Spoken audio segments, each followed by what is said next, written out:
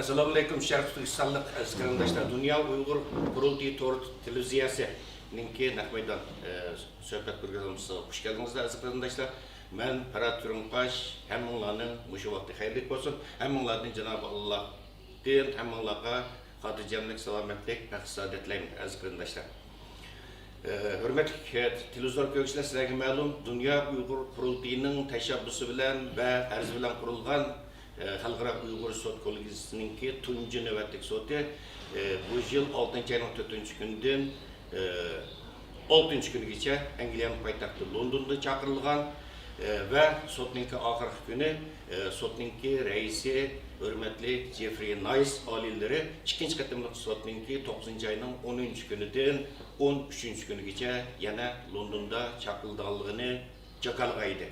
Arkadaşlar, bana bugün 9. ayının 9. günü sot eti başlandı. Etigen London vakti etigen saat 9'da sot resmi başlandı arkadaşlar.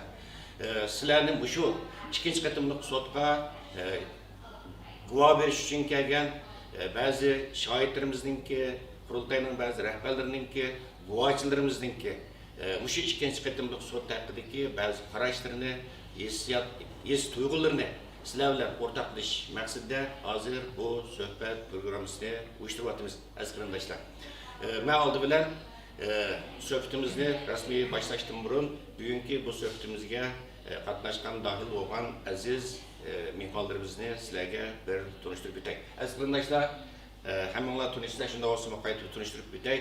Bana bu efendim Dünya Uyghur Kurultayı'nın reisi, yani Halkara Uyghur Sot Kollegisi'nin baş erzdarı Dünya Uyghur Kurultayı'nın reisi, hürmetli Dolkun Eysa efendim. Arkadaşlar, bu katımlık 2. sotta guvalık görüş için gelgen yana 3 nefer Kayser, Batur, lagır şahidimiz var. Bu lagır şahitlerimizi sizlerge bir tanıştırıp bitək arkadaşlar.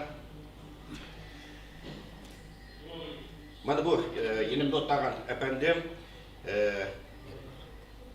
İrbakt Oturbay efendim özü bir lagır şahitlerimizden biri özü ve Şərif Türkistan'daki Çöçek vilayeti Altay vilayetinden geçirirse hürmetli zor kövüşçiler özümü atayten muşu 2. katımlı sotka oğlak görüş için özününki ceza lagırları çeken azap okubetlerini ve üyedeki kırındaşlarımızdaki dertlerini, köken zulümlerini Halkara cemaatçilik avuntuş ve sotu bu hafta guvalık görüş için Atay'dan, Kazakıstan'dan yetip geldi arkadaşlar. Hoş geldiniz. Hürmetlik arkadaşlar. Yeni bir bizninki Karman lagır şahidimiz Oriyun Bey, Köksübek efendim. Atay'dan yana özü lagır şahidi bu katımlık sotta guvalık görüşün Atay'dan Oriyun Bey efendim ile birlikte Kazakistan'dan ait zor müşkül seferlerini kılıp bu London'a saksalarına gidip geldi. Hoş geldiniz efendim. Hem 3. bizim bir kahraman lagır şahidimiz var. Baktali Nur efendim. Baktali Nur efendim özü oğuzununki Çapçal'dan. Bizim o Mustafa Komskı'da hakimiyet tarafinden 2017 yılı tasdiqlanan ceza lagırlarda. Bu üçler kahraman lagır şahidimiz. Şu Mustafa Komskı'da hakimiyetinki naak töhmetleri bilen, böhtalları bilen ceza lagırlarına tutman kılınıp bir mezgil azap okumayı çekken ve bu zindandan naik zor müşkilatlar bilen, naik zor kıyınçılıklar bilen sağ-salamet Kazakistan'a gelgen. Arkadaşlar, bunlar, bana şu 3 kahraman bizimki Kazak lagır şahidimiz. Şunda Xitay'ın qattiq besimiga Kazakistan'daki nazik vaziyeti verdik besimlar parva qilmay, yani Dünya Uyghur Kurultayı'nınki zor tirişçılığı bilen Halkara Uyghur Sot Kollegisi'ninki yada yardımı bilen sağ-salamet küçse bu vakitlilik sot katmış için London'a yetip geldi. Emanlar hoş geldinler. Emanlardan Allah razı olsun. Halkımızdan duası her zaman sizlerle birler. Arkadaşlar, ben yana başka mimarlarımızla kıskışı bir tanıştırıp bitay. Bana yanımda oturan Mukarrem Kurban Hanım, köpinçinler tanıştık. Özüm içtimai bu taraflarda özüm bir aktivist. Özü Kanada'nınki Edmonton dışarıdan geçirse arkadaşlar. Atay'da muşu sotka da kuzatishlik sut bilan qatnashish uchun keldi va bizningki ertadan e'tiboran bu sizlar ko'rayotgan Dünya Avrupa Televizyasininki sud taqdim etgan naq maydon programmamizda bizga riyosatchilik uchun yordamchi o'zimi Kanadada turayotgan bizning Uyg'ur ziyolimiz va Dünya Uyg'ur qurultiyining Kanadadagi vakili xush keldingiz. Xo'sh, bizningki hurmatli zo'rkovchilar, yana bir xonim, bu bizningki Dünya Uyg'ur qurultiyining program yetakchisi Zumrat Erkin xonim. Bugun bu qatam shu sudga ba'zi ma'mur xizmatlarga yordam berish va sud bilan bizningki lager shahidlarimiz, guvohlarimiz o'rtasidagi o'zaro dialogni saqlab qilish maqsadida ataydan Germaniyadan bizningki bu sudimiz qaytib keldi. Aziz qarindoshlar, hurmatli Baxtiyor apandim, Tunisda avval qatam Baxtiyor apandim bilan ikkimiz naq maydon programmasiga riyosatchilik qilgan. Bu qatam yana o'xshashlar hurmatli Baxtiyor Ömer apandim bilan ertaga soat 9da Londonda 9 boshlangan bu ikkinchi qatimli sudninki butun jarayonninki naq maydon programmasiga ikkimiz riyosatchilik qilamiz. Yana bir eslatib qo'yay, o'zi Markaz Oslodagi Uyg'ur adliya ombirininki direktori va Norvegiya Uyg'ur komissiyasininki raisi. Aziz qarindoshlar, bu yoq bo'lsa bizningki Dünya Uyg'ur qurultiyininki fondininki raisi Abdujilil Ahmad apandim. Abdujilil Ahmad apandim ataydan kuzatuvchilik sutidan va shu sudninki xizmatlariga yordamlash uchun ataydan Germaniyadan bugün sudga qaytib keldi. Bugunki bu Londonga yetib keldi aziz qarindoshlar.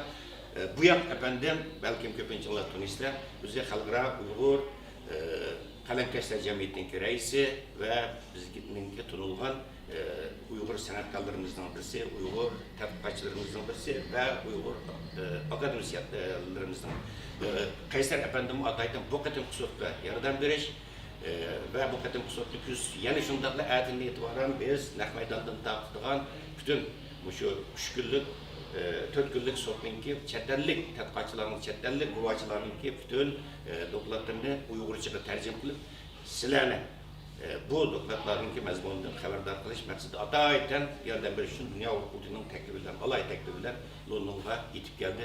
İnşallah erta hürmetli Kayseri Okuruslar Efendimiz'e vakiyet tilaymiz. Ama ahirki bizden hürmetli memnunuz Germaniyadan geldi ve bizdenki Germaniyadaki aktif siyasi faaliyetçilerimizden biri ve Dünya Uyg'ur qurultiyininki en aktif qo'llovchilardan biri Abdusupur Hacip. Aziz qarindoshlar, mimarlarni beraber tanıştık. Bu faqatla bu qatimliq ikkinchi qatimliq sudga qatnashish uchun kuzatuvchilik sutida olsun, guvohlik berish uchun bo'lsin, shohid o'tish uchun bo'lsin kelgan qarindoshlarimizdan faqat ma'lum bir qismi qolgan qarindoshlarimiz ayrim o'rinlarda turibdi. İnşallah erta hammalar bilan yuz ko'rishish imkoniyati va fursat tug'ildi deb o'ylayman. Hurmatli Dolqun Isa apandim, avval sizdan boshlaydi. Chunki bu xalqaro sudkorlik var diye bayda o'tganimda Dünya Uyg'ur qurultiyininki tashabbuslar qurildi va baş arzular qurildi. Dolqun Isa apandim mesela yaqin mezgillarda bu qarovatimiz ijtimoiy taraflar Xitoy matbuotlariga tunji qatimliq sud ichilishdinki oldi keyinda mustabid komissiyalar hokimiyati shu Uyg'ur sudkorligiga qaratgan, Dünya Uyg'ur qurultiyiga qaratgan, lager shohidlarimiz, guvohlarimiz qaratgan hujumni favqulodda kuchaytgan va intayin razil past boshlanish hisoblanadi. Lager shohidlarimizni telefon qilib besim qilish, ta'did silish, ularninki ota-onasini vatanga quritib qolgan go'rib kelib, ularni g'izor qildirish orqali ularni psixologiyalik hujum qilish razil vositani qo'llangan. Bu yaqin mezgillarga davom etib kelgan. Endi bu sudga yechilgan oz qolgan vaqtida bu xil hujum yana kuchayapti. Bundan keyin texnik diqqat qilgan nuqta bu qatimki Xitoyning hujumininki shakli biroz o'zgacha. Masalan, eng asosli ijtimoiy taraflarning Twitter'daymiz, YouTube'daymiz, Facebook'da yolg'on ism qo'yib olgan nurg'un Xitoy jasuslar, Xitoy qo'lchi maqsadlarini ishga solib, bu sudga avval qatim sudda guvohlik berganligini aytib yig'ilda hujum qildi va qurultay hujum qilyapti va sizga mana yig'il darajada hujumlar va balkim bu hujum texnik kuchli deb o'ylayman. Az qarindoshlar shu sudni chaqirishi.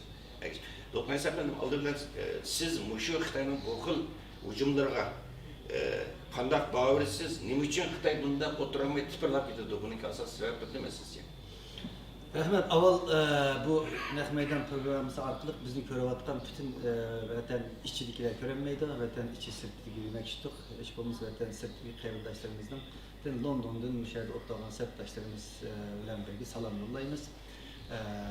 Men bu üzerine hayajonliq avval şu lagır şahitleri bo'lgan qarindoshlarimiz var. Nay jafo tortib Qozog'iston uzun yollarni besib bergan. Ko'p rahmat sizlarga.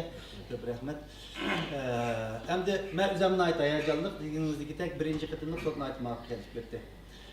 Xitoy haqiqatan bu sotni obrazını xunukleştirish uchun, muvaffaqiyatsizlashtirish uchun nay tipirlab ketdi. Sotning echilishining oldida har xil hujumlarni qilgan. Birinchi qatimli sotda. Hamda bu sot boshlanish oz qolgan vaqtda shakl o'zgargan holda eng oxirgi rezil o'yinlarni o'ynashga boshladi. Masalan, vatanning ichida ba'zi Uyg'ur, Qozoq bolalarni majburlab Xitoycha so'zlatib sosyal medialarda bu sotni yolg'onchilik bilan, uning bilan, buning bilan ayblashga tirishdi.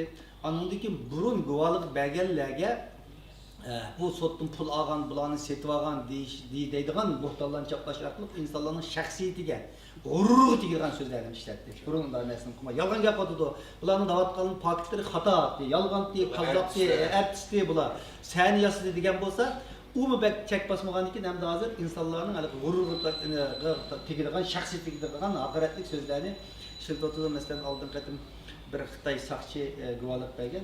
Ashni 44 ming hatta yasab bo'lar nimadan 44 ming fond sterlin sotdan pul olib shuni setib olibdi degandagidek gaplarni taqib bu insonlarning biroz nimasi tegadigan gap shaxsiyati shunday qilish orqali qanundagi ularni chiqamishtirmoqchi anundan keyin bu xuddi sotni pul bilan setib qurilgan bir nimaga o'xshab aylantirmoqchi bo'lgan ammo tunagan sotni bu to'g'riliq bir bayonot e'lon qildi bu sot tamoman insonparvarligini, insoniyatga bo'lgan xizmat qilishni bir ulug' vazifa deb bilgan fidokor, oliyjanob insonlarning xolisona xizmati bilan qurilgan bir sot. Shuningga bu masalaga kelgan vaqtimizda bütün yurtdoshlarimiz buni yaxshi tushunishi kerak. Bu qatim Müşüz, belki bu özümüzden kahramanlarımız birazdan ki yüzümü kandak kıyınçılıklar duş geldiği akide sözlep berdi. Xitoy bu kadar şununla hem bir taraftan diplomatiyalik kollarını işıq seliş, yani bir taraftan aşı aile azalarını görevge eliş, bazı devletlerini bunun maslaştırış yollarıyla birge en uşak şekildeki bir devlet buluş nimisiga yaraşmaydıgan vasıtalarını kullanış arkalık sosyal medyalardan şu bütün küçülen payını kuatıdı. Anladık özümüzün içindeki insanlarını bu işi selip ulanın hem de bazılarını biçare insanlar deyimiz. Çünkü ataları, uruktukları göre evağandaki mecbur söz deydiğen gibi bazılarının boynu bağlılık. Çünkü Xitoy bağa vakti belki verdir olgan buluşu mümkün. Vakt gibi kalgan çağda biz püştekini çalımız bizi karşı bizi işleysen diyen insanlar. Şunun için hem de Tomur'da kan yakıvatkan bir Şarkı Türkistan evladı bir Uygur, Kazak, Özbek şu zulümünü bir gün körep durup kalbinden çıkırıp durup bu nesigi bunda hücum kılanmaydı. Ama amalsızlıktan, çaresizlikten, mecburiyetten demdi o amalarını. Çünkü hem insanını bunda iradelik, cesur, bunda tuğmaydı anıları çok. Allah onları yaratmaydı. Her iradesiz insanların başında bir yerde benim deydiğim şu Xitoy Muşu sotni, muşu qatim muvaffaqiyatsizlashtirish uchun, muvaffaqiyatli kechirishdan oldinish uchun eng oxirgi vasıtalarni ishlatadi deb o'ylayman. To'g'ri, sizning deganingizdek masalan bizda o'g'irdan yurgi pok deydigan bir narsa bor. Chunki o'zi bir jinoyatchi bo'lgani uchun o'zini oqlash uchun butun rezil vositalarni qo'llaydi. Masalan, shu Xitoyniki mush qo'llanayotgan rezil vositalar usullari bu hokimiyatning naqadar mustabbib zo'ravon, mutam, rezil bir hokimiyat ekanligining kim bir jonliq bir dalil desak bo'ladi. Rahmat o'tmay saklardim. Xo'sh, endi bizniki qahramon lagir shoirimiz kirayli oldi bilan Erbaq O'tarbay efendimden başlayalım. Efendim ben sizler şunda qattiq bismillah qaramay endi lagirda ben tasbih tutulduğumda endi O'rta Osiyo'niki, Qozog'istonniki Xitoylar bo'lgan munosabatlar bu siyosiy harbiy jihatdan yaxshi endi. Bu shunday vaziyatda bu yerda misli qattiq biz shuning parvo qilmay bu yerga keldingiz sotqa. Endi hayotda sotqa deb guvohlik berish oldida tursiz siz. Siz hozir o'zingiz qanday bir to'yg'ida, qanday bir hissiyotda bo'lyapsiz? Tunchi qatim Xitoy sizga zulm qilgan to'yga endi Xitoyning ustidan siz bir mahkamada guvohlik berish olib turasiz. Qanday bir to'yg'ida hozirsiz? Hozir endi necha kunim bo'ldi men kelgandan boshlab endi. Xo'sh. O'sha xalqaro Uyg'ur sotida qatnashamiz deb biz endi japotat hech nima qaramay keldik. Lekin endi bizning kaynimizga kirib olgan endi keplama jiq endi. Bunga qaramadik. Endi biz o yoqda Xitoyning ishlab milliylarga ishlayotgan bu jinoyati, zulmati. Endi onu biz keldik, endi bo'ldi, biz ishlamaydi demaydi bo'ldi deb yotib olsak, qolgan u yerda qarindoshlarimizga biz nima qila olmadik deb desek bo'ldi endi. Üskülemelerine geldi. Doğru değil. Hoş yana qandaq tuyğu məsələn sizdə bir ənsirəş ya endiş qilish var bu sizə nisbətən bir hazırlıqçı besim var mı? Xitay tərəfindən bir təhdidlər var mı? Hazır düşündünüz bir şey sotqu guvalıq verişinə qərar qılğandan keyin. Var idi onda. Endi lekin bunu iniqtab bu Xalqaro Dünya Uyg'ur sotunda bu meni ashkarash kerak buni. Buni ochiqqa deb buni Xitoyning jasayotgan zulmatni butun dunyoga derish kerak. Endi bu turli ta'sirlar bilan unda qilmasi yolg'on deb atadi. Endi biz shu lagerda shuni ko'rgan, shuni nima jabhat tatgan odam biz. Mana shuni biz dunyoga taratib kerak.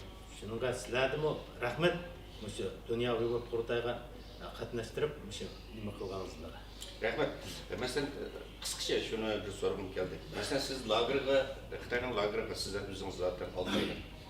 Lagerga qachon kirdiniz və qachon lagerga chiqyapsiz, qachon bo'ldi? Qanchada ketdiniz? Lagerga 2017-yili 7-oyning 17-si kirdim. O kirgan vaqtda men turmaga apardi. Mana shu vaqtda ustab turadigan bir turmisi bor. Mana shu yerga apardi jinoyatlarni. Mana shu yerda men shu qo'l oyog'imda putimda nima ko'z ursab 7 kilogramda. Mana shu yerda 98 kun yotdim. Ondan keyin u yerda shu 2017-yili 11-oyning 23-i meni shu o'qitish lagerga apardi. Endi u yerda o'qitish lagerda bo'lganda bu oyoq qo'lni kishanni olib ashiyaga apardi. Lekin u yerda shu o'qiydigan shu Xitoyning shu hozirgi shu qizil anlari, naqshlari. Bundan keyin shu Xitoyning hozirgi shu bolalarning shu 1-klassdan o'qiydigan shu ashni o'qitadi, ashi. Boshqa ishtimi yo'q u yerda. Endi u yerda bo'lgan o'qitish bo'lgan vaqtda u yerda o'qigan odamlar bakchiq. Eng cho'ngi 80 yoshga kirgan. Masalan, eng kichigi 18-19 yoshda. Masalan, men birda bo'ldim. Endi u yerda ko'rganimizda endi bakchiq yapa bo'ldi u yerda. Endi bundaq o'tirasan, bundaq turasan, bundaq demaysan deganlar. Endi bunun yerda meni yotkab 3-oyning 17-si kuni. Endi bu yerda nima turmaga apardi. Bu turmaga aparganda bu siz yaxshi o'rganmabsiz, bizning gapimizni anglamadingiz deb. Men ularga qarshi turdim. Ba'zilarcha qarshi turgandan keyin bu siz yaxshi o'rganmabsiz. Sizni yana doim shu turmada yotibsiz, shu sizga loyiqga. Siz maktabga kelganda siz uni loyiq emas ekansiz deb meni qaytadan turmaga apardi. Turmaga aparib bir oydan keyin ashada 2017-yili 4-oyning 17-si kuni bu Qozog'istonda semiyasi uyi bilan ko'chib ketganlarni bu lager hozir maktab bor. Ashunga yondirib keldi bizni. Voy sizlarning to'qinlaring, urputaqlaring, sizlarning balchiqalaring Qozog'istonda ekan. Ashunga sizlarni bu maktabga akab o'rgatish kerak. Sizlarni qo'yib beradigan o'xshaydi dedi. Yuqoridan bu nima keldi deb. Uqtirish keldi. Ashunga 4-oyning 17-si yana akeldi bu o'rganishga. Yani kelgan vaqtda u yerda ko'rganimiz yana shu o'rganish, yana shu burungi nimasi shu. Shu yerda turdik, shu 2017-yili 9-oyning 3-i shuning oldida necha kun burun meni kelib yanada shu so'roq so'radi. Siz endi Xitoydan Qozog'istonga mangamsiz deb. Voy men bola chaqam, ayolim shu yerda, men mangamsam bo'lmaydi u yoqda. Deganda, siz yaxshi o'rganmabsiz. Unda siz yana shu turmaga ketish kerak deb 9-oyning 3-i men turmaga qaytadan yo'tkazdi. Ashiya bordim, o turmaga borganda oldib qolgan turma emas, yangidan saqlan turma ekan u yerda. Bu chaqda men shu lagerda bo'lgan vaqtda jiq odamlar yo'qolib ketadigan-da, bular nari ketdi, ketganing kelmaydigan deb bular. Deb keyin borsam shu turmada ekan yangidan saqlan. Bir yataqning ichida endi 3 qavat kiravat, bir yataqda 39-42 odam yotadi ekan. Men shu yerga bordim. Aşı yo'qolib ketgan odamning hammasi shu yerda ekan. Endi Uyg'ur bor, Qirg'iz bor, Tunganlar bor, Qozoqlar bor. Endi u yerda jig'i Uyg'urlar. Endi men yatman түріме шу Тарбағатайнікі. Мен өзім 6 ай туылған. Аялым Тарбағатайнікі. Ашыныңға шу аялым немісі болмай, оларды чақырып, не çıkатын, мен телефон қып чақырғанда, мен олар Қазақстанның азаматы болды. Олар кәмәйді деген кипім үшін, сіз түрмеде отырасыз деп, мен қайтын үшін бұяққа өтке өткен үшін. Кейін үйеді тұрғаннан кейін 11 айдың 22-23 күні. Бұл сот ашты бұлар. Сот ашқанда сіләнің әмді бұл телефоныңызда деп, менің телефонымда шу уақытта бір WhatsApp бар екен. Сіз WhatsApp бар екен, мінген сіз намаз аңлайды екенсіз, ашында деген. Сот ашып, сізні 7 жылға сот тұдық. Сізде пікір бар ма оты? Мен пікір жоқ дедім. Неме қысаңлар қылыңлар? Кеп болғаннан кейін, мен неме қысаңлар қыл? Мен бәріне таярмын деді. Ашында қылдық. Кейін шу 11 айдың 23-ші мені қайтадан лагерге жеттеді. Ой, сіләнің бүрі тұққанларын балы чықалған Қазақстан болғаннан кейін сіләнің шу лагерге барыш керек еді. Ашияға келдік, бұяға келгеннен кейін біздің оқидыған болдық, яны десек, ол оқидыған емес екен. Ол жақта сол 4 группаға бөлген екен, ремонтчылық қылыш, нан ябыш, тігіншілік қылыш, таттық тағамларын яташ, ашындақ немен ашқан екен. Ол жақта мен келген шу кезде кеткен кезде, мектепте онда ештеме болмағанда, мен шу нетче айдан кейін келсем, 9-шы айдың 3-і кетіп, оғықта сабаттан бір завод мектептер барды, оны мен шу уақытта оқымадым. Ой, доктырхан сабат екен, ой, үй сабат екен, әмістіге мектепте болғанларының жағдайын жасайды екен деп, ашындағы аңғада ондағы емес екен. Мен келгендем шу уақытта тігіншілік қылыш, таттық тағам жасаш, үйеді. Нан ябыш, ашындағы ремонтчылық қылыш, ашындағы заводларын сапты. Кейін шу оны қылды, мен ол талайсылады. Мен шу тігіншілікке кірдім. Енді оя тігіншілік қылғанда мен бұрын киім кечетін қандап тігішін бақатылан білмейдім, сөйтіп аламыз, киіп аламыз әмді. Кейін бұл киімнің штанның қандап тікетінгені білдім әмді. Алдыңғысы кичік, кейінгісі чоң, маңқада мен тікедіғанды әмді біліп алды әмді. Әмді бір кичікерім бір штан тіксек ма қолдан kıyım. Лагер şahitlerinin içinde mecburi emgekli tuncu kıtın beşidini ötküzgen bizimki kahraman şahitimizdir. Yarbak efendim size köp rahmet. Elbette bugün biraz vakit münasebetiyle keng söhbetleşim imkaniyetimiz yok. Eğerlikes elbette sotninki hürmetli zor görürse Yarbak efendim ve başka 3 nefer cesur lager şahitimiz sotun 3. günü yani 9. ayının 13. günü düştünki guvalık verildi ve şeyde mahsus bu şahitlerimizdeki geçirmişlerini tepsili anlaş imkaniyetimiz buldu. Şuna sizden ki hazır mesela Oryanbek, Köksibek efendim Üze, Çöçeklik küçük vakti atanız verilendiğiyle ekleyken özümü lager diyarkan sizinki geçirmişlerinizde elbette sot ki anlaş imkaniyeti büyük olmuş. Siz mi birlikte geldiniz? Qanday bir tuyg'uda, qanday bir hissiyatda siz hozir masalan bu sot başıldı buna? Men özüm Qazaqpın, özüm Qazaqstan azamатымын. Qazaqstan azamаты ретінде мен түрмеде тұтқындалдым. Тұтқындалған себебі менің сенің сатқансың, қарызың бар. Сен екі мемлекет азаматын пайдаланғансың еді. Бірақ та негізі мен екі мемлекет азаматын пайдаланбаған Қазақстан азаматы болдым. Мен өзім шекарадан өткен кезде мен әкемнің інісінің баласы мені күтіп алған болатын шекарадан. Шекарадан өткен уақытым 2017 жылы 11 айдың 22-сі болады. Содан мені Қарағаш деген Айсырға апарды. Қарағаш деген өзі бір аудан екен да, сол жерге апарып сұрақ қалды. Сұрақ көп уақыт болды енді, әзір көп нәрселер менің есімнен жоғалды, өйткені мен еске сақтау қабілетім жоғалтты. Содан бір қағазға қол қойдырды, мен ол қағаз қытайша жасалған қағаз.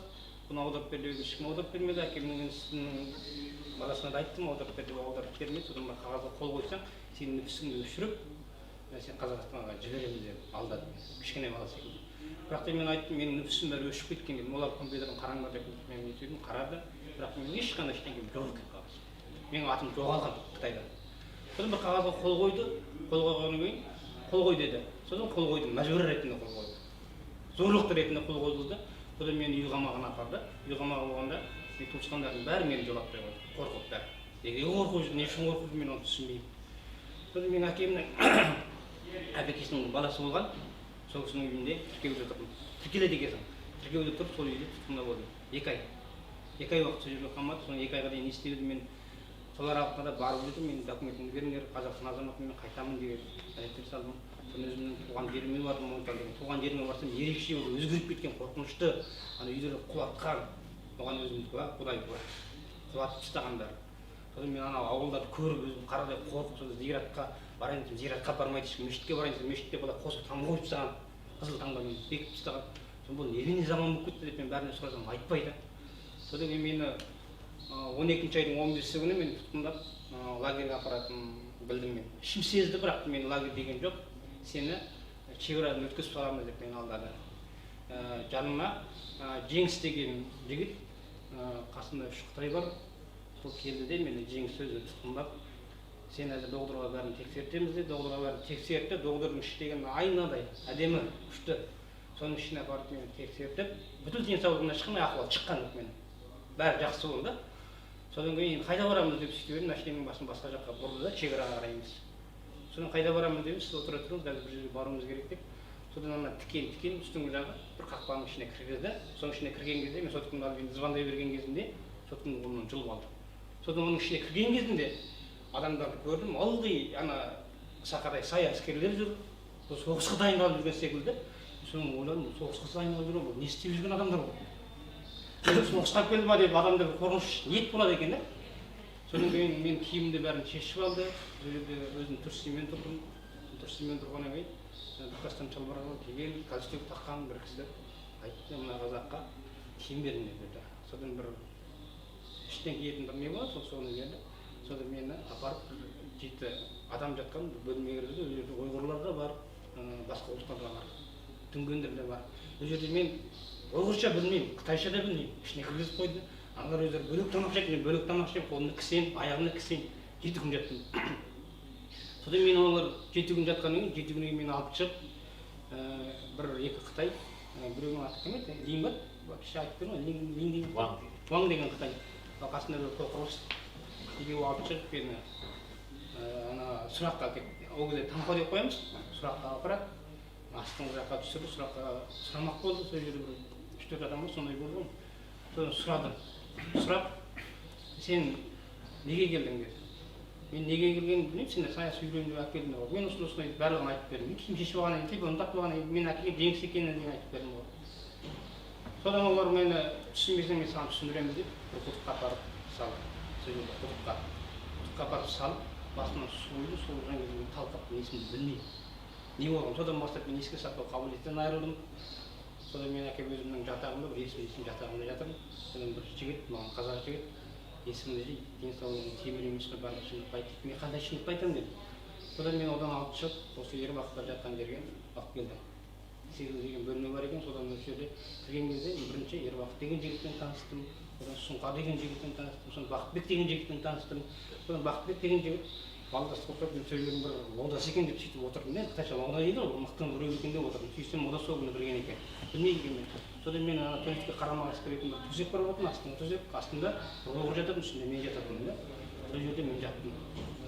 Жатып содан сол жерде мен бір 2 айдай уақыт болдым. Бір ай ма сондай уақыт болдым. Содан маған 3 өлең жазып берген. Біреу мейі бұңшадан, біреу тұмбақтың, біреу шыдай деген. Бір өлеңнің өзін 1,5 ай ішінде, бір өлеңнің өзін сенесіздер ме? 1,5 ай ішінде қиналып отырып үйреткізді мені. Көбінесе осы кісі, одан кейін Еркін деген кісі бар, ағамыз. Солар үйретті, Бақытбек үйретті. Қазір енді Бақытбек туралы естідім, сотталып кетті деген. Қанша жылға кетті білмеймін, мен өзімнің шыққан уақытым 2018. 4 айдың 12-сі күні шыққан уақытым. Рахмет. Uriyanbek Göçbek efendim, təsirlik bu bayaldırınızda inşallah bütün halkımız bana olaydı bana sot birisiz. Endimi təfsirlik özünüzün ki ben köygeldiğinizden anlatışın imkaniyetimiz buldu. Hoş, əmdikələrlə 3-cü yıl ağrı şahidimizdə Batıqali Nur Efendi özü Olcu'nunki çap çaldı. Özüm ağrı şahidi. Xo'sh, men sizdan qattiq qisqa so'raydiganim shu, siz shuncha bizimdan qirmay bu yerga sotga guvohlik berish uchun keldingiz. Bu kelishdagi maqsadingiz nima? Buni guvohlik berishga masalan hozir chet ellarda Qozog'istonda minglagan lager shoirlar bor. Ammo sizlar mana jasorat qilib shunga kelib bu yerga guvohlik bermayapsizlar. Nima uchun keldingiz? Sizlarga bu guvohlik berishga undigan jasoratlantirgan narsa nima bo'ldi? Asosiy sabab nima? Asosiy sebep endi aşağıda Uyg'ur, Qozoq qandoshlarımızdan aşağıda жазықсыз so'qilib o'tgan жазықсыз gunohkorlar Xitoylar shuni qilayotgani uchun bu yerga ashlarning ovozlarini anglatay deb keldim. Boshqa hech nimam yo'q. Rahmet, Allah razı olsun, Allah kuch kuvvet versin. Her zaman halkımızın duasıyla bilen ve sottaki guvalıqlarına muvaffaqiyat dileyimiz. Hürmetli Bahtiyar efendim, Dünya Hukukinin kavalısı asasen bu siz riyasetçilik kılatkan Uygur Adliye Arıqban biri. Müşavir şahitlerin, guvacılarını, şahitlerin ki guvalıqlarını redlep toplaş, tercih kılış ve guvacılar bilen sot oturusundaki koordinasyon münasebeti saqlaştığınız bilmesi oldu.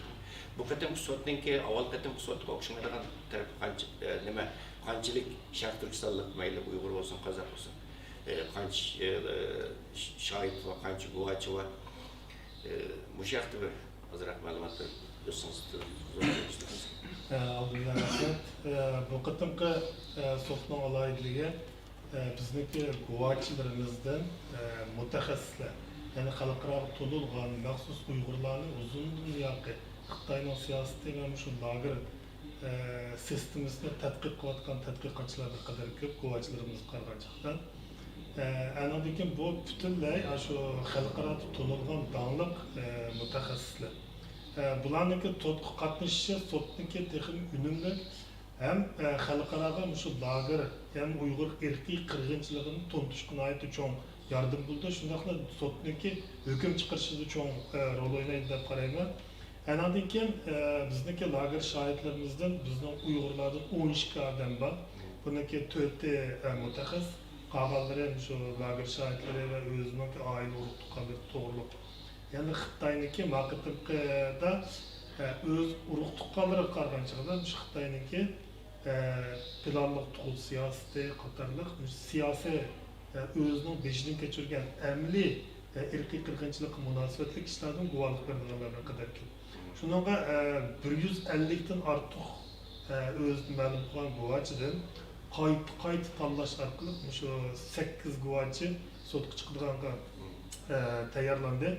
Lekin bunun içinde şu yani şu Xitoyniki kasallik sababi bilan Angliyaga kelish imkoniyati bo'lmadi bizning qism guvochilarimizdan. Lekin ularni aytdi yaxshi puxta tayyorliklar uylarda yoki o'rnashtirgan nuqtalarda guvohlik bermoqchi. Menimcha bu qatimki sotninki xalqaroga berilgan ta'siri oldin qatimqidan nihoyatda yaxshi ham zo'r bo'ldi deb qarayman. İnşallah. Hemen şunu ümit kılımız, arzu kılımız. Zaten Xitay'la oturamay çiçanışıp geçişideki sebep mi? Şu da sebebinden biri bu. Şu da böyleyim bayım reisimiz olmaya sebebim. Yaşımın rızalar bitti. Hoş emliklerle bizden adayten şu Kanada'nın yolunu Irak gömmey. Şu sotka güzel kişiler katlaşışını ve bizimki sayıkır otkan Dünya Hukuk Televiziyası'nınki Nakmeydan takışı yerden bir için kegen Mukarrem Kurban Hanım. Qarindoshlar Mukarram Qurbon xonim bilasizlar bizning Kanada Uyg'ur ziyolisi va Dünya Hukuk Televiziyasi vakili ve shu Uyg'ur sud kollegiyasi qurilgandan tortib hozirgacha izchil turda ma'lumotli jihatdan, ma'naviy jihatdan shu sudni qo'llab kelayotgan bizning fidokor ziyolilarimizdan biri. Shundoq aziz qarindoshlar, ijtimoiy tarmoqlarda ko'rgansizlar, shu sudga iqtisodiyotni yordam berish uchun bizning Uyg'ur ziyolimiz Mukarram Qurbon xonim necha oylab qurilishlarda soğukta şıvrağını boran qarmay qurilishda ig'ir jismoniy emgak qilib, aziz qarindoshlar, bundan biraz nima qilayli aziz qarindoshlar. Bu shu topgan shu sud nimalarda ig'ir qurishlarda ishlab topgan kirimini Uyg'ur sud kollegiyasiga yon qildi aziz qarindoshlar. Bu haqiqatan ta'virlashga arziydigan, iftixorlanishga arziydigan, insonni g'ururlantiradigan bir harakat deb qarayman. Xo'sh, Mukarram Hanım, rahmet sizge hazırlayışım şu sotka Türkiye'ye yardımınız, sot kılıvatkan koluşunuz için ve adayda Kanada'dan girişiniz mi bunu ispatlattınız zaten. Siz tuncu katem bu sotka katmış oldu tutursunuz evde.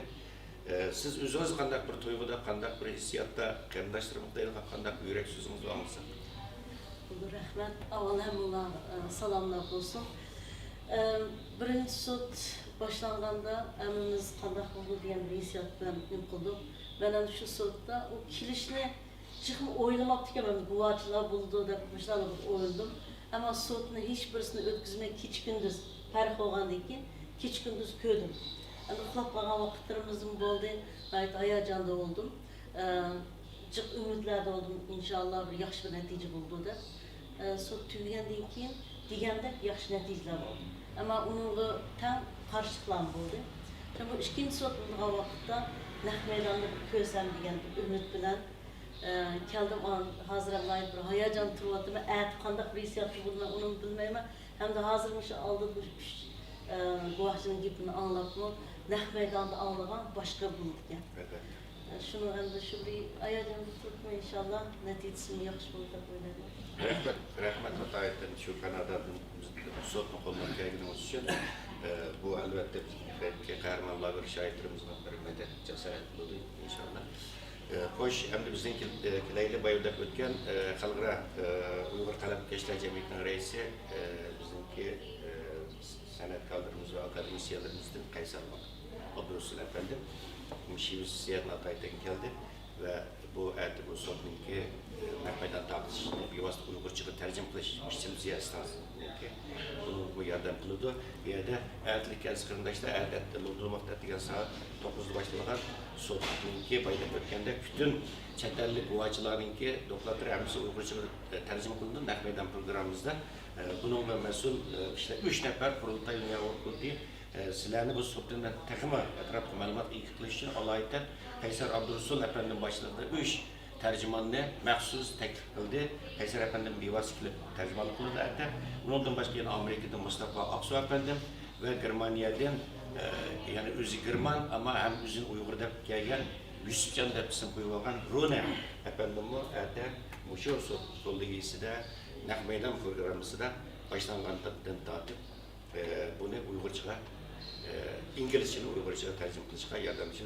Xo'sh, Kaysar Efendim o'zingiz hem fakat tercüme biz de ötkendek bir akademisyen, bir xalqaro Kalemkeşler Cemiyeti'nin kurgucusu ve hazır reisi. Öz sübutunuzdan güzel sübutunu geldiniz, rahmet Allah razı olsun. Özünüz mü qandaq bir tuyğuda bu soruna əhamiyeti qandaq qaraysiz? Albatta oldu bilan sualınız için köp rahmet. Bu sotninki rulanınki qandaq bo'lishini nechek ko'rimiz, hem ko'ryapmiz.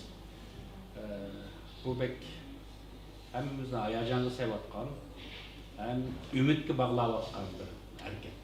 Bundaq bo'lishilik sabab, ya'ni biz xalqaro fan klub Uyg'ur markazi universitetimiz bilan vatanning ishchiligi necha yuzliga, hatto minglagan deyishga bo'g'dak darajadagi yozuvchi san'atkorlarimiz mushu tarbiyalash kursi bo'lsin yoki boshqa nomlar bilan bo'lsin jazolanmoqda. İsmini atsak nayet köp. Meyli Yalqın Rozum deyli, meyli her qandaq birisinin ismini deyli, Abdülkadir Celaldin deyli, Abdülkadir deyli. Qaysin desek bularning hech biri bir siyosiy faoliyatga qatnashgan ya bir tashkilotga kirib qolgan odamlar emas. Ularning qo'lida faqat qalam tutib, erkin ovozini anglatish, hatto shu hukumatning ovozini anglatish uchun qalam tutgan odamlar. Başka bir günah ötküzgenler emas. Bularninki haq huquqlarini qo'dilish kerak. Agar da shular chiqish mumkinchilik bo'lgan bo'lsa-da, ularni guvohlik kerak. Ular chiqib guvohlik berolmadi. Sirtda uning uchun guvohlik berayotgan balchaqlari, tuqqanlari, do'st birodarlari bor. Bularning hammasiga ham biz xalqaro Kalemkeşler nomidan, xalqaro fan nomidan rahmatimizni aytamiz. Mening bu qatim taklif bilan kelib bu tarjima ishlariga yordam qilish men uchun bir g'urur. Nayt xo'sh bo'ldim. Albatta xalqimiz bu sotda nima gapning bo'layotganligini aniq tushuna olishi, to'liq muhim, bilib turish kerak. Çünki nima deyotganligini, nima so'zlanayotganligini uqmagan ahvol ostida, ya'ni buningga bo'lgan xalqimizning ichidagi xato tushunchalar yoki tushunish to'g'ri bo'lmaslik nurg'un sabablar kelib chiqish mumkinchilik bo'ldi. Shu mumkin qadar siz aytib o'tgan inlarimiz mayli G'unat Istanbay bo'lsin, ya'ni Yusufjon yoki yana bir inimiz bo'lsin, Mustafa bo'lsin, hammasiniki ishlaman o'ziniki qo'ldan kelishcha mumkin qadar to'liq xalqimizga tarjima yetkazib berishga tirishadi deb o'ylayman. Rahmat, tekrar sizga Qaysar efendim, sizga muvaffaqiyat tilayman va o'zingizning boshqa 3 ikki qarindosh Mustafa Aqsu bilan Yusufjon efendilarga muvaffaqiyat tilayman. Hurmatli televizor ko'ruvchilar, endi biz bayit tanishtirib o'tdik Dunyo Qurultiy fondininki raisi va shu xalqaro Uyg'ur sud qo'lligisi qurilganidan tortib hozirgacha shu sudga kerakli, zarur kerakli bo'lgan iqtisodiy yordamni to'plash, uni sudga yetkazish va qaysi ellardagi vatanparvar qarindoshlarimiz bilan dialog qurish sud iqtisodiy yordam masalasida ishlarga mas'ul bo'lib kelgan va bu jihatdan zo'r pedagoglik ko'rsatib kelgan bizningki muhtaram vatanparvar diniy o'limalarımızdan biri tunç qatim qatnashib turibsiz. Hurmatli Abdurahmat Qarajim, sizning bir hissiyatınızdan anlayınız. Siz o'zingiz hozir qanday tuyg'uda bir yillik ko'proq vaqtdan buyon shu sudga iqtisod to'plash ishlari bilan mas'ul bo'lib kecha kunduz bilan tirishchilik ko'rsatib kelyapsiz. Alloh razı olsun. Sizning bir hissiyatingizni anglasa qarindoshlarimiz deydigan, yordam bergan qarindoshlarimiz deydigan qanday belgilash so'zingiz bor? Assalomu alaykum aziz ko'rurmanlar, xalqimiz, millatimiz. Xitoyning kevatimiz Sharq Turkistonda xalqimizga yurgizayotgan irqiy qirg'inchiligininki qanchalik darajaga yetib borganligini hammamiz bilamiz. Shu jumladan bu Uyg'ur sud qo'lligiyasi 2019 oyning 3-kunida qurilib, shu yoqqa harakatga o'tyapmiz. O'tgan 6 oyda birinchi sud ichildi. Hammamiz bundan mamnun bo'ldik. Endi Xitoyda dunyoni yutib ketmay, dunyoni o'zimninki qo'l ostida tushirib olma deydigan shunday bir ajdarha, shunday bir cho'ng bir dushman, shunday bir dushman bilan erishyapmiz biz. Biz bir odatdagi bir tashkilot, odatdagi bir davlat va odatdagi bir nima emas. Bizning ustimizdan sud ochimiz deyotgan bu Xitoy. Yani Amerika'nın üstüge çıktığına, Avrupa'nın üstüge çıktığına, şulanımı üzerinin kol astığa alıma devatkan, müstakil, birmunca müstakil devletlerini üzerinin koluğa asıl şuraya edip kol dolutatkan, şunda Xitay'nın üstüne yaşavatımız bunu. Ama şuna bir vakitnin üzerinde Xitay'nın ki bizge akıl hücumlarını kılışı, yüzünki küçükler arkalı, kalcılar arkalı, tullak kılışı, hücumlarını kılışı, töhmet kıldırışı, bu nayeti bir normal ahval. Muşu sotninki endi Xitoyninki xalqaro adolat sud mahkamasi va xalqaro jinoiy ishlar sud mahkamasidan bu Xitoyni bir taraf qilish, Xitoyning veto haqqi bo'lganligi uchun BDTdagi mumkinchiligi bo'lmaganligi uchun bu sud qurilgan. Bu sudninki ma'lum iqtisodga mal bo'lganligi uchun ba'zi muşu dunyo Uyg'ur qurultiyi bilan hamkorlashayotgan tashkilotlar va tashkilotlarning rahbarlari ve bazı vatanparvar ticaretçilerimiz ve halklarımızdaki muşsotni qo'llab quvvatlab, muşu sot ketilgan iqtisodlarni hozirlik bizga yordam qilgan barliq qarindoshlarımızga Dünya Uyg'ur qurultiyi nomidan ve Uyg'ur xalqi, Qozoq xalqi, Sharq Turkistonlik nomidan alayda rahmetimni aytaman. Shu qarindoshlarimizningki kasb tijoratiga Cenab-ı Allah bereket versin.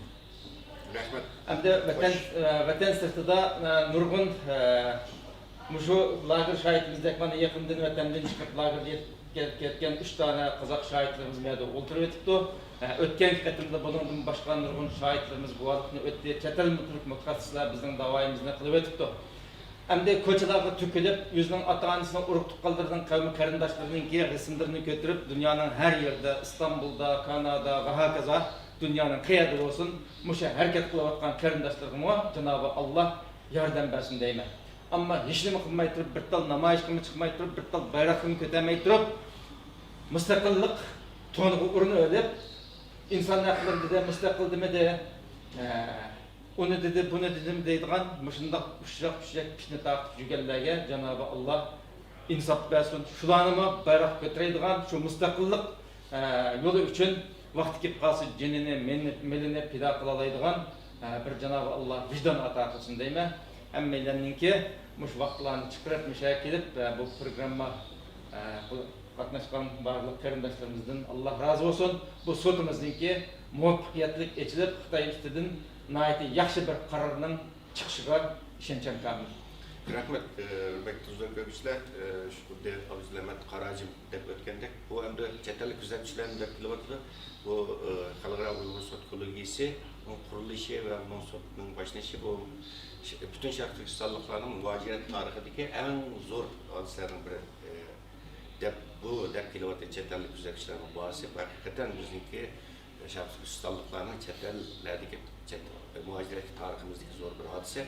Mana bu sot başında şuna kudde Abdül Emet Karacım degendek qarindoshlarimiz mushu sotga biroz ko'ngil bo'lsak, zehnimizda sotga qilsak sotni guvohlik berish uchun mana jinni olqan arab qo'yib kelgan lager shoirlarimiz var, duo qilsak, madad bersak, bu sot ustidan turli niyatlar bilan bu sotqarning ustidan pishni pasat kelayotganlarga vatanparvar qarindoshlarimizninki tegishli inkas qaytırdık Allah'a ve bu yerde. Şimdi hoş hürmetli bizimki multinik program yetekçisi Zümret Ay Erkin Hanım bu şu sotulganın yakınına ait köp sot için köp hizmet kilovatı çetellikle Allah'la şikayetim olsun. Özüm köp kıltılıklar iyi. Fransızca, İngilizce ve nayet yaxşı. Hoş Zümret Ay Hanım siz ama bir eğiz yüreksizliğinizden anlaydı. Siz avval ketim kelemegensiniz, butuncu ketim kirişiniz bu sotqa. Qanday bir to'yga hozir, qanday bir hissiyatga? Rahmat Faradga. Assalomu alaykum. To'yga kelganlar, Allohga salom. Mening birinchi qitim kelishim oqibatim kelamagan, shu koronaning sababidan. Shunga men shunday hayajon aytib boshlaydi.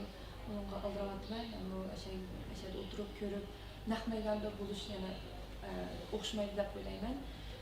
Bizning qarindoshlarimiz bilan yiroq yerlardan keldi, bizning Germaniyaga yaqin keldik. Shunga bu sotman deb bir yildak bo'ldi, tayyorgarlik qilib har qaysi yerlardan, har qaysi shakllardan tayyorgarlik qilyapmiz. Shunga oxirlashaymi deb qoldi, yani 12 oyda qaror chiqdi. Ama xili chiqib ishlar bo'ldi, uni bo'lsa.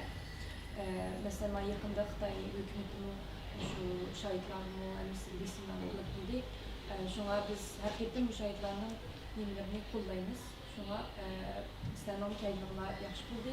Çünkü bu bizden fakat uygulalamamız. Kazak, Kırgız, Özbek hemisi uzunluğu kaldı. Şuna hemisinin özünün hikayesini sözlep çıkışını bekliyorum da böyleyiz. Şu an İslam'ın yayınlarını karşı alıyoruz. Hem Xudayın görse başlaşına Rahmet. Hoş ahırda hürmetlik Abdülsopar Hacım sizinki bir yürek sözlerinizi anlayın. Siz mutunca ettim katmışıvatsınız bu sotka. İnşallah ertlik başından. Sizinki bir yürek sözlerinizi anlayın. Esselamu Aleyküm ve Rahmetullahi ve Berekatuhu. Televizyon görüşlerinin olması için yurtumdan salam. Bu kıtımlık sot dünya karakterlik, dünya Uygur kurultayınınki ve Uygurlarınınki bir kıtımlık galbisi de qaraydı. Hazır şu hemmanlarını anlığandan ki, şahitlerini anlığandan ki ve birinci sotun hazırғы boğucu, kәgіç boğa arlıqda Xitaydak bir devletinin ikinci sotunu aş tutmaslık nemizde galbi qılamağanlıqı bizning bu sotda galbi qiyğanlığımızı gösteriyor. O sotun qanday qarar chiqishidan qat'iy nazar Xitoyningki Uyghur xalqini qatlam qilayotganligi bizning qalbimizda zaten hukm qilinib bo'ladi. Onun uchun Xitoy tayyor bo'lishi kerak. Bundan keyin bu tunji qitim ochilgan sot, bu sot ta vatanimiz mustaqil bo'lgan qadar davom etadi. Ben bundan hayajonlandim ve bo'g'anligimdan o'zimni baxtli his etaman. Rahmet, hürmetli Abdülsopar Hacım. Hürmetli Dokun Esa efendim, kahramanlar şahitlerimizin sözünü aldınız, başka arkadaşlarımızdaki estoylarını aldınız. Ahırda sizinki başımız kıldığın bir sözünüz var. Rahmet, ağal bugünkü programda orlaştırgan televizyonunki bir yerdeki mevcut elementlerge, xadimlerge ve İstanbul'da, Türkiye'de turib bularga yordam qilayotgan texnik xodimlarga ko'p rahmat, taqdirimiz. Hamda lager şahitlerimiz olsun, başka bunga hizmet qilish uchun kelgan qarindoshlarimiz olsun, o'zim yurak so'zimiz o'zdi. Abiyatin bizning lager şahitlerimizningki so'zlaridan faqat kirish so'z qismini, azroq bir hikoyalarning boshlang'ichini anglagan bo'ldik, tafsilatni sot jarayonida anglaymiz. Hamda benim bir yerda deydiğim avval bulağı yana tekrar. Rahmet najik japalarla geldi. Nurgun besimler. Hem de bir nersini eğiz demek asan. Onda besim kıldı dep ödep gitimiz. Ama birisi ideyadın ötküzüp şunu aşıp ailesi var, vatan urup tukalları var, Kazakistan'da urup tukalları var. Kazakistan bilen Xitay'nın ki her xil iqtisadi siyasi menfaatleri var. Muştağının hemmisini muşunu cesaret kılıp netçimin edemden için bir kanca insanın kilişi az bir cesaret emez bu. Çünkü yalnız tekrar mayli bugün şey kelip sotlu guvalık verdiğin şahitlerimiz şu bolsun, bu iş kahramanlarımız ve başka yani başka devletlerde tor arkalık. Çünkü bunların hemmisini bir şey ekleşik biz dünya tiriştik. Mesela Türkiye'den guvalık verdiğinler var. Ama Türkiye kıpkızıl renkli boğallığı için korona sebebiyle bu yer kiriş imkanı yok. Bu mudur? Hatta 15 gün, 20 gün karantin nimesi olsun mu biz kılaptık. Mana bu qarindaşlarımızın 9. ayın tüyeti yetip gelgen, hazır bugün 6. günse karantinde 2. testini bugün verdi. Bugün tügeydi karantinse. Bugün keş tügeydi, tügendikin katmıştı. Açtım okşay bütün guvacılarımız hemiz kelip Naq meydandan boğan bolsa texim yaxşı oladı biz tiriştik ama bazı işler bizim imkaniyetimiz daha iyi. Bombalık için imkaniyetimizden en ahırkıcı zorluk işlerini Kazakistan tutuldu uçup ayrıplan çıkıp gelgeni yok. Bunlar Kırgızistan'a bağlı şundaq bu, Kırgızistan'a bağlı geçip bağlı bazı hatta aileleri o ketisi kaçan gelirsen depne mıkılmaslık için ondan demeyi kayıp kaldı abiyatım bunlar. Ben bir dostumun uygu berip kelime akşam kelimen de sonuçunu götürüp çıktı bunlar. Çıktı. Bizim çıktı. Bir haber yok bazılarının ki. Çünkü ailesi var, balları yığılaydıgan gap, ne var sen deydigan gap, bu asan narsa emas. Bu hakikaten bir film işleşke, bir filmge mazlum bola alaydigan bir kahramanla bularning hammasi. Bular Qirg'izistonga bordi, undan keyin uyoq jiqan tuqqandan keyin Turkiyaga keldik. Qarasak Turkiya qip-qizil bo'lib ketgandan keyin u chiqamidi aeroplan? Shunaqa qilsizlar, İstanbuldan aeroplani chiqamidi? Chiqamagandan keyin qanday qilamiz endi bularni deb shuni bilan bu Yevropaning boshqa davlatlariga akib qilaysak viza olmagandan keyin eng oxir Dubayga uchdinglar, shunaqami? Dubayga uchdi. Dubay Qozog'iston pasporti bir oy vizasizga deb boshqadan beltilib darhol shuni bilan bu yerdan Dubayga uchadik bularni. Ham Dubaydan yana turib u yoqdan ondan Turkiyaga kirganda endi huquqat bo'lmaydi. Dubaydan bu yerga Londonga kelib aşındak bir maceralar bilen bir hafta 10 gün bular kiyimini sanmay aşı orundaklarda uxlab aydırımlarda yer kılıp elinin bop kılar çünkü yolunun ahırısı Xitay'da bir devlet var onun ahırısı kulu hemiye gitdi degandekidek bu Xitay'nın işbirliği hemiyeti var müşahede düşükçe biz hakikaten rahat uxlayamadık bular rahat uxlayamadı bizim rahat uxlayamadık bizim işxandaki kurultayın işxanımızga erken inimiz bular için şunaqa olacak nima qildi sizlar bir mangana o'xshash bo'ldi.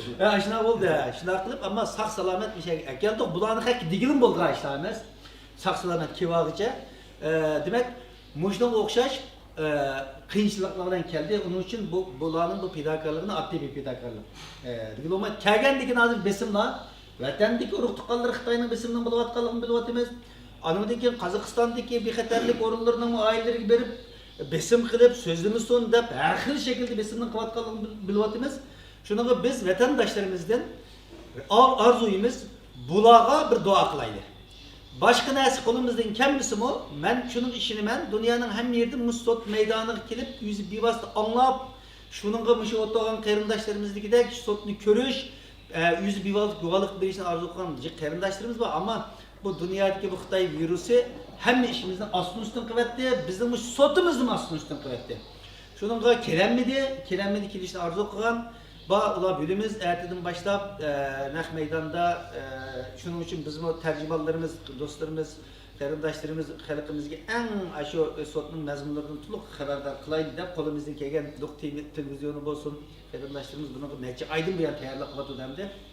Shuningga qarindoshlarimiz en azından mushu vaqtlarda birisi mushu qarindoshlarımızga sotni guvohlik bergan qarindoshlarımızga dua kılaylı, ceza lagerlerinde azap çıkartkan milyonluğun Uygur, Kazak, Kırgız kerindaşlarımızga dua kılaylı.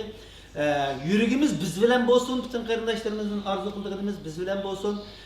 Hiç bomuzu ekranın beşiği kiriş arkalık muş sotu körüp üzemlarının kalbini muşu Uygur halkı bilen, Kazak halkı bilen, Kırgız halkı bilen 20-30 milyon Şarkı Türkistan halkı bilen birli boğallığın ibaret muşu iradesini ifade etsin. Bu mu bir çoğun destek?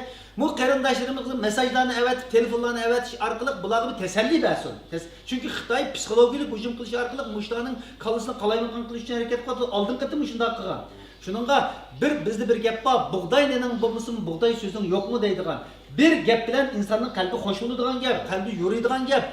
Besim kili verse toktap durar dep insan kötülenmeydi bazı. Çünkü zaten emmimizin psikolojisinde çatak var hazır. Bu zulümlerini Uygur halkı, Kazak halkı kötürep gitip bardı o yadıma. Başka bir milletler bu soran olup gidiyorlar gap hazır. Şununla halkımız birbirimizge destek bulaydı, birbirimizni kollaydı, dua kılaydı, yaxşı gap sözler bilen kılaydı. Hiç olmasa muşu sot tügücü bolgan arlıkımızda Xitay hükümeti mecburlavatkan.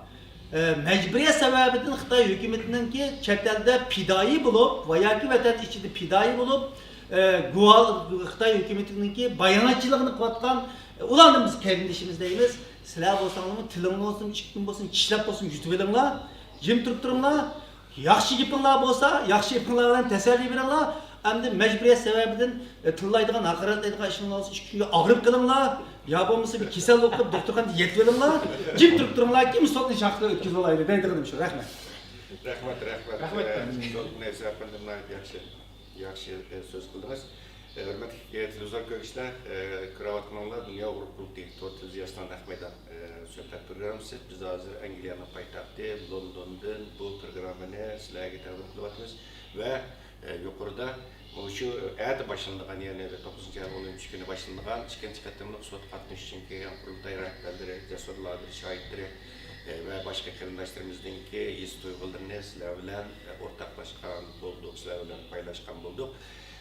Sizlerge bu aziz mimarlar Atay'dan televizyon aldığındaki görülmelerimizi vakalten sizlerge tekrar rahmetini minnettarlığımı bildirme ve bütün televizyon görüşlerimizi vakalten dedik ki soğuk muhabbetleymen ve bu 3 nefer cesur lager şahidimize muhabbetleymen. Aziz kardeşler, bayımı dep ötkünümde erdi ikinci katımda sot kollegisi erdi London vakti düştüm burun ettiğen saat 9 rasmi başlandı ama sizlerle vakan Dünya Kurultayı Tor Televizyası'nın Nah Meydan programısı sot başlandı 20 saat burun yani London vakti 8:30 minut ötkende başlandı ve biz sot rasmi başlanıştım burun 20 saat sotun ahvalı hakkında ve başkalar kızıklatkan noktalar hakkında malumat verişikleşimiz ve bütün sot 9 saat 10 saat devam kıldıgan sotninki bütün cereyanını üsüp koymay, üzüldümey verimiz ve her bir sotninki aralığındaki demiliş vaktlarında, düştük demiliş vaktlarında biz yana şu sot katnaşkan guvaçlar bilen ve başka şahitler bilen aşağıda sot zalı tasqagan stüdyomuzda söhbət ötküzüşke, tirişimiz, əyətlikке aziz qarindaşlar, ettiğen saat, yani verilen vakti ettiğen saat 8:20'de görüşkisi aman bulanlar, hayır hoş.